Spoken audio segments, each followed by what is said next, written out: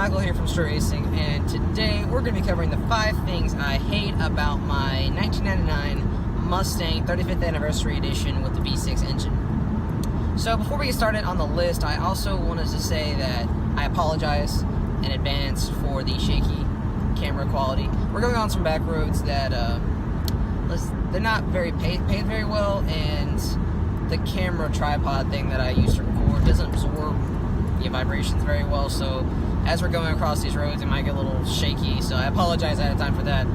And I also want to apologize for not getting this video out sooner. I did record one ahead of time like weeks ago, but I just wasn't satisfied with the way it turned out, so that's why I'm going to re-record it. And I'm also going to go ahead and do the 5 things I love about my Mustang as well today, so be looking forward to that video in the future, because it's not all bad. But let's go ahead and get started into the list on the 5 things I hate about my 99 Mustang. So number 5 has to be the brakes. The stock brakes for this car are not very good. I mean, you get standard two piston up front, 1 piston in the back. They're not very good. And the it's brakes, but like 60 to 0 is like 150 feet. That's not very good. And then the rotors for the brakes, they're notorious for warping, because the back, like in my instance, what happened in the back is the back 2 calipers locked up, and I didn't even realize it. So whenever I was in traffic, I've got people slamming on the brakes in front of me quite often, and I ended up warping my rotors in the front because my back ones weren't grabbing. So my front ones were just literally just they were doing all the work, So 60 to 0 is a lot on just your front calipers. So what happened was, before I replaced the back ones, those front ones, sorry about that, those front ones ended up warping. So I just went back with ceramic drilled rotors, which they're great, but I'll make a video on that in the future. But the stock ones, they just aren't very good at all. So number 4, the 4th thing I hate about this car is the suspension. From the factory, the suspension on this was garbage. I mean, absolutely garbage. The handling was bad, the suspension was bad. It was just all around not a good combination. I don't know why they did that, because the newer Mustangs they're phenomenal the way they drive and everything.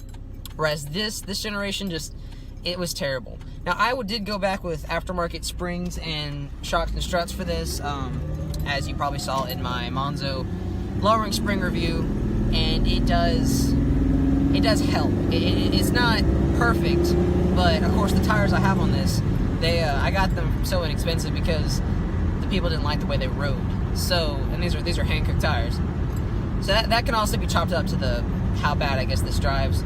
We'll see in the future when I do get a new set of tires put on it, whenever these are gone and shot. But the 3rd thing I hate about this car, and it's not really pointed to this car, it's pointed to the whole Mustang series from I think it's 1994 to 2004. Back even before they did this body style and they did the smaller body style, it's the interior.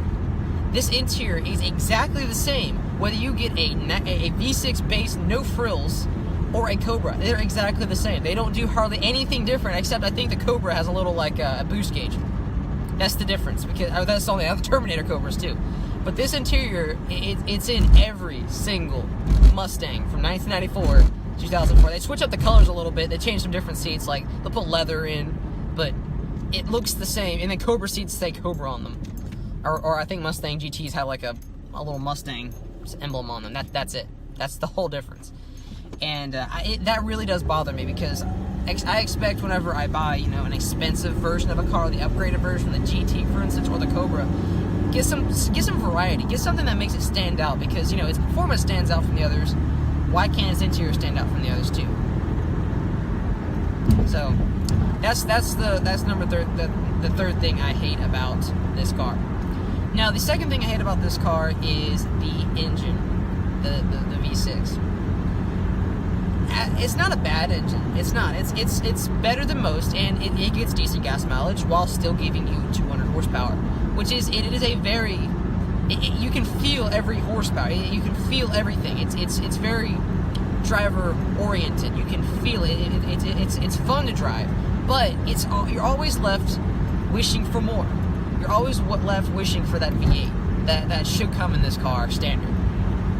So that's the reason that's one of the things I don't like about this car. I mean, you might have a different opinion, and there is ways to modify your V6 to be as fast as a V8, and I do plan on doing that in the future, because I'm not getting rid of this car even if it has a V6, and I do plan on getting either a GT or a Cobra in the near future, so that I can that's already finished. That way I can focus on this car and getting it back to the way I would like it to be. So the number one thing that I absolutely hate about this car, and I talked about it, I went pretty in depth in it in my 400 iPhone 8 subscriber video, is the transmission. This has a automatic transmission. Now, when I got this car, I didn't know how to drive a manual at the time. I did a little bit, but I wasn't anywhere good at it. So that's one of the reasons I did end up getting this car, because it was an automatic. And the other Mustang I looked at was a GT manual. Now I feel like an absolute idiot for not going with the GT manual. But at the time, I wasn't a car guy, so I chose this one. Now this is the let's see, I'm gonna butcher this. I think it's the 4R70W transmission, the automatic transmission. Don't get mad if I get that wrong. It's been a while since I researched them. Anyway, this is the third transmission that's been put in this car since I've gotten it, and there was signs that before I got it, the transmission had been changed just by the bolts missing, that kind of thing. When I had to change these out, they're just notorious for the first gear going out. Chevrolet has their problems too with their gears, but it's like third and fourth. So if they do go out, you can still get home, or you can get to a place. I have been left on the road twice. Each time the transmission has gone out, and far from home.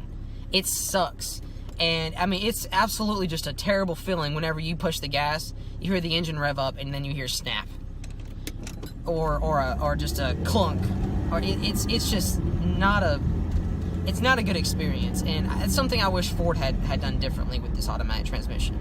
Now, whenever it does work properly, you can take it out of overdrive with the overdrive button, and you can put your foot all the way to the floor from a stop. You can get to 60 in about 5.5 to 6 seconds if you do it right. And so it's not that bad, but I don't like it. It's not, to me, a Mustang should be a manual. It's one of those, a car just feels right whenever it's a manual, and this is one of those cars. I've driven a manual GT after I got this car, and it made me really wish I chose the 5-speed the 5-speed GT back when I chose this car.